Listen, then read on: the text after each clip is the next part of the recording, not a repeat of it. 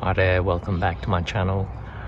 What I have in front here that you're looking at is my blueberry bush. As you can see, there are some new growth, leaf growth that are coming up, but also these flower buds that are about to bloom. So it signifies that spring is almost here, or rather it is already here based on the day today, which is quite nice and warm and clear and sunny, as you can see. I have this plant growing in a pot because blueberry plants love to have acidic soil, so I find it a lot easier to grow it in a pot where I can control the pH of the soil. And as you can see, the plant is very healthy, lots of nice green canes coming up, and this is a really productive plant every year.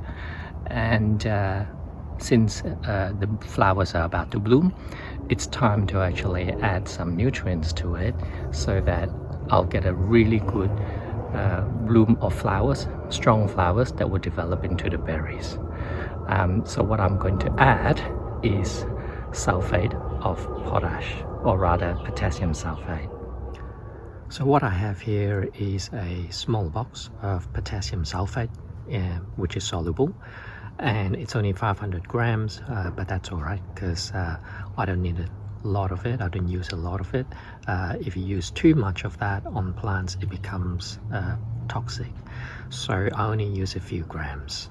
Now, as the name suggests, it has the potassium and sulfur elements, and both of these elements are really important for plants, especially potassium during the flowering and the fruiting stage.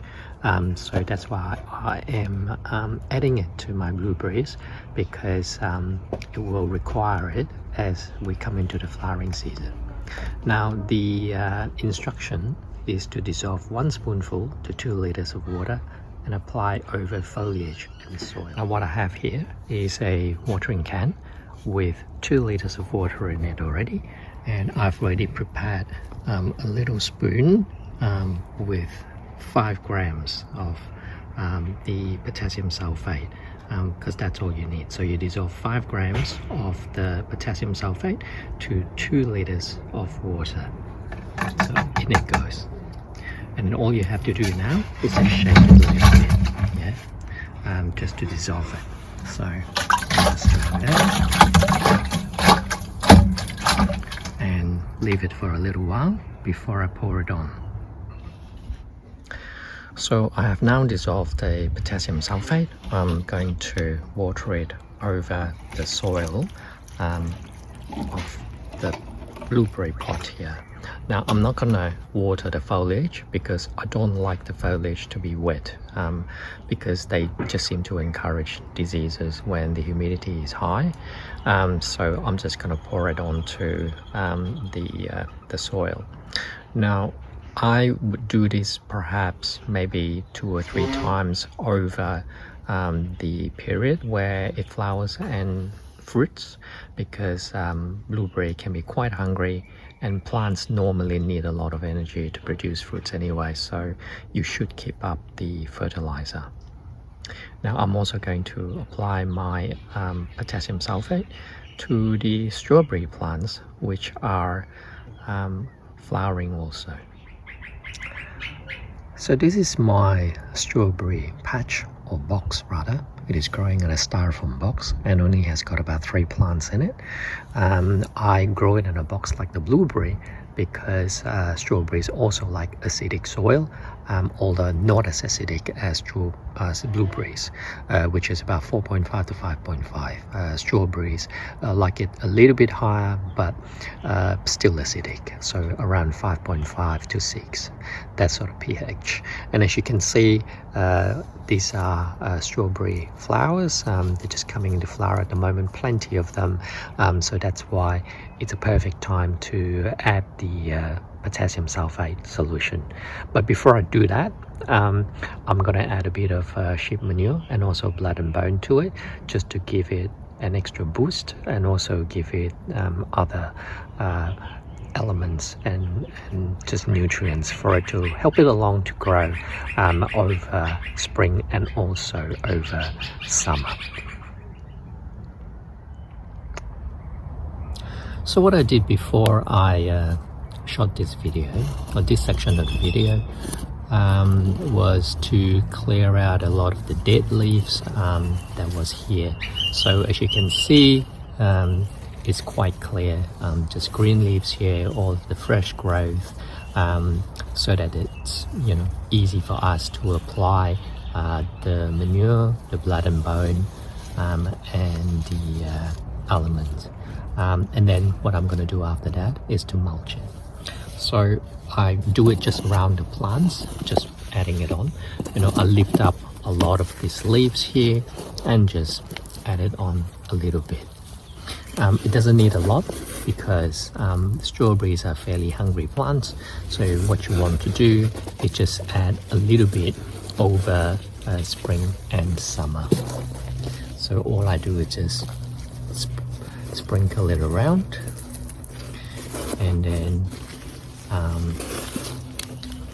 to spread it around evenly, making sure that it is all okay and not clumping up. Sometimes when you buy manure, it can clump up, and that's not really a good way to have it in the box. And then after that, I will just add a little bit of the blood and bone like that. Just sprinkle it on. Doesn't need to be a lot because it can be quite strong. You just need to add it on a little bit like that. Just sprinkle it around the plants.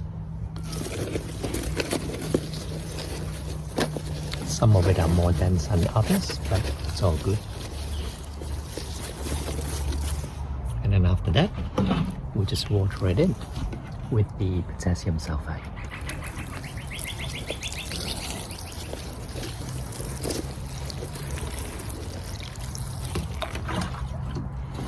And after this, I'll just mulch it up, and that's it. So the strawberry patch is now mulched up, and it's looking tidy and ready for spring and summer.